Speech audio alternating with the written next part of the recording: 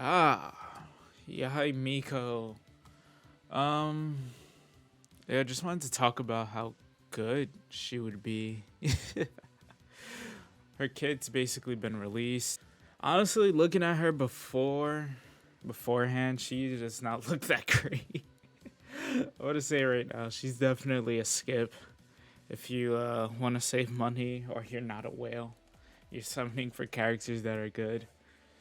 I'm gonna talk about why, but so first, you have her normal attack, which is typical for a mage character. She does the three attacks, produce electro damage. Not really special, and that's just it's typically terrible for DPS. Mostly, you want to ignore most characters' normal attacks with catalyst. Plunging attack, charge attack. The charge attack actually is kind of interesting. So for her charge attack, from what I understand, it has insane scaling. I think it's like 273%. But it also costs a lot more stamina. I think it's like 50 stamina. So it's gonna cost quite a bit of stamina, but it does do a lot of damage. Um, our elemental attack, Yakan evocation and Sesho Sakura. Yae Miko moves swiftly, leaving behind Sesho Sakura. These beacons will produce electro damage, and seeing them, she can leave three at a time. They can be placed down very quickly, and it's basically like constant electro damage. So think official, but like three like totems. If you ever played like Divinity or something, you can summon like totems, and they'll do a consistent string of damage. Um, yeah. So you can see here will periodically strike one opponent with lightning, producing electro damage. When there are other Sesho Sakura nearby, their level increase, boosting their damage. So you have three down, they all do more damage. Maximum of three. I believe her constellation adds onto the level up to five. We'll see later on, but I'm pretty sure that's what it does. Then her burst, which is very similar to Ningguang. Yae Miko summons a Sky Lightning Bolt that produces AoE electro damage. Every Sesho Sakura will become an additional Lightning Bolt. So, like, if you have the reason I say it's like Ningguang's is because if you have the Lightning Bolts down, basically, or the little Sesho Sakura, it will basically take those and use that to boost the ult's damage. If you have Ningguang, then basically you'll want to pop her E and then her ult because it breaks down her E, which adds damage to her ult. And this is where I'm like, okay, this character's kind of shit. It costs 90 energy. 90 energy. So the only other character who has that is Raiden Shogun. The difference is she's like god tier support, you know. Whereas Yae Miko is really built around trying to be DPS, but like not in the best ways, honestly.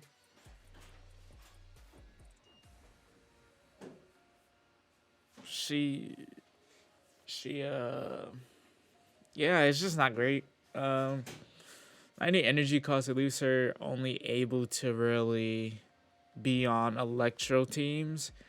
You can supplement this only really doing by getting her constellations, which is insane. She's gonna be a very high investment, money and time wise. She doesn't really use sets. Her best set isn't emblem like how it is for Raiden Shogun, which means her energy recharge is just gonna be not great. Like you're gonna have to focus either a lot of your substats or like main stat on energy recharge, which is gonna sacrifice damage for her. 90 energy cost is fucking insane. You think Beto's a bitch to get up? Got nothing on Yae Miko. Honestly, her best set is an emblem. Her weapon actually does not increase energy recharge like how it does for Raiden. So with those two things, she's just not gonna be great for support or sub DPS outside of all Electro team. And even then, she's not gonna be popping her ult like all the time. I don't think, to be honest. Um, that puts her on like the lower end. If you didn't get Arataki Ito because of how limited his teams are, you most definitely do not want Yae Miko. She's not going to be run on plenty teams without constellations. If you're aiming for C0, she's a skip. I'm so she's a skip. We're gonna get more into like the other stuff she does, but like, yeah, she's just not looking impressive in terms of like helping out a team. She's not great DPS because she's a catalyst, and her entire kit's sort of like passive, like overtime damage. So passive talent, meditations of a wild kitsune. When Yae Miko crafts talent materials, 25%. And this one isn't even that good because you get an extra talent material from the same region but a random type. So if you're farming for a specific character, this is really annoying. I mean, it's better than nothing, but at the same time, it's like, why would they do this? Makes no sense to me. I don't know what MiHoYo is thinking. The rarity of this material will be the same as the material. So it'll be the same rarity, which, again, still don't know what they're thinking. 25% is pretty good, though, for getting something. Party members can decrease the cooldown of Yae Miko's Yakon evocation. Yeah, you could reduce the cooldown, but she has 90 energy costs, so it'll be ready to be sent, but you won't have enough energy to do it. So cool. Wait, the Yakon evocation is her ult, right? Oh no. Oh, okay. So it decreases the cooldown of this.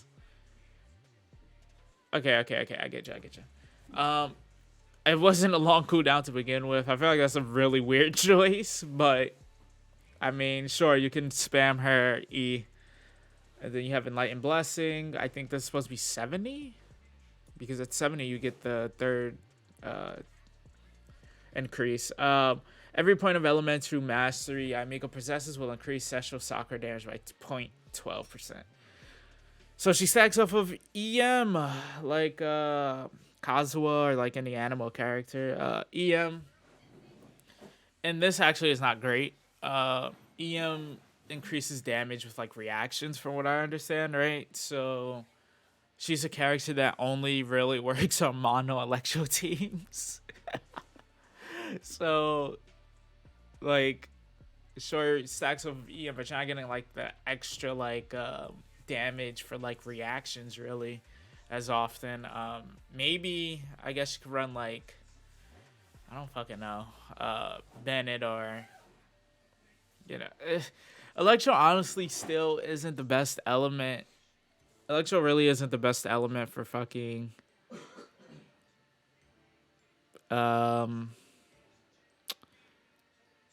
DPS.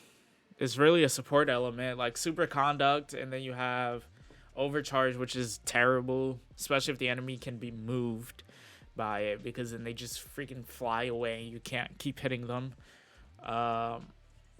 And yeah, then I mean, electro charge can be okay, so maybe the EM will help there if you have like electro charge team. She'd probably be good on a taser team, but again, you'll need someone to apply a lot of like hydro, so maybe Mona or Jing2 may work well on that mono electro team for the most part, but she's not doing a lot of consistent damage because of it's just so much in her kit. Like her ult isn't consistent outside of that. And then we look at it, we have her constellations, which she's not good enough at C0 for me to say go for her constellations. There's too much investment, too many characters coming out, and it costs way too much. It's like $200, $200, $300 for like one copy sometimes, right? So for you to go for like C6 is just unreasonable. Unless you're like a mega whale, in which case have fucking fun. You're gonna have every character anyway.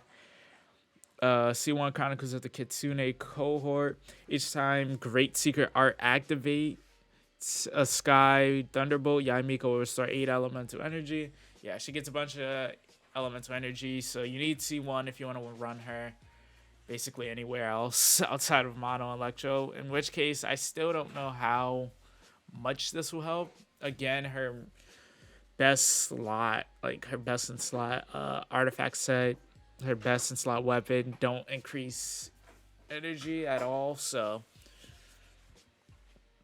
then we have C2, Hanagasa Manuscript, Yakon Evocation, Sesho Sakura's cooldown is decreased by 20%. AoE attack is increased by 100%, which is a lot of damage from her ult, I believe, right? Or no. Sesho Sakura is the small ones, isn't it? Yeah, it's her E. Yeah. It's her E. Increased by 100%. That's pretty good. Honestly, it's pretty good. Again, it's not worth the money though. It's really not. You're gonna get a decrease in cooldown for a skill that takes 90 energy to replenish. So whatever. We got typical C3, C5, C4. When Sesho Sakura hits opponents, the electro damage bonus of all nearby party members is increased by 20% for 5 seconds. This is what you'll want. Like, if you're going for... At this point, you're probably going for C6, I'd imagine. This is not worth summoning up to if you're not going all the way.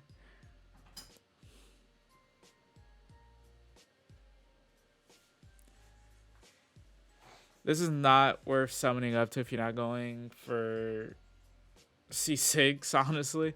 But when Sesho Sakura hits opponents, the electro damage bonus of all nearby party members is increased by 20% for 5 seconds.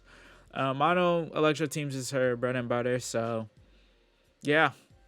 This is going to help out a lot, actually. Increases their electro damage. So there you go. Her and Raiden are best friends at C4.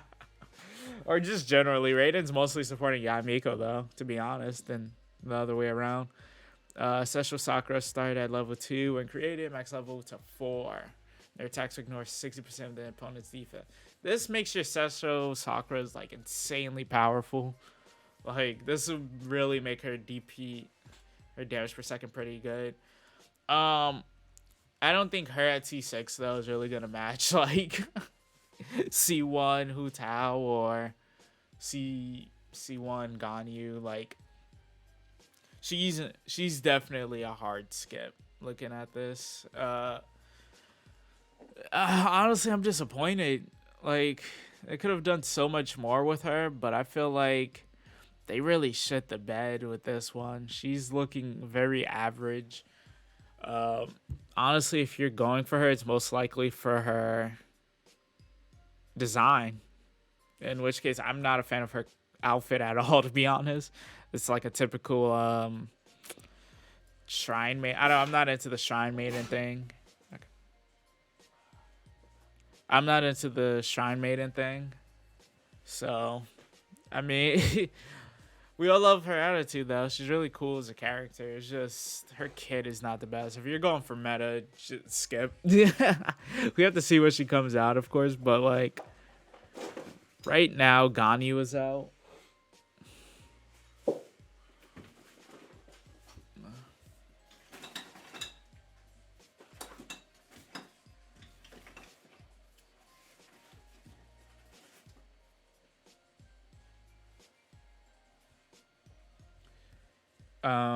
But right now, Ganyu is out.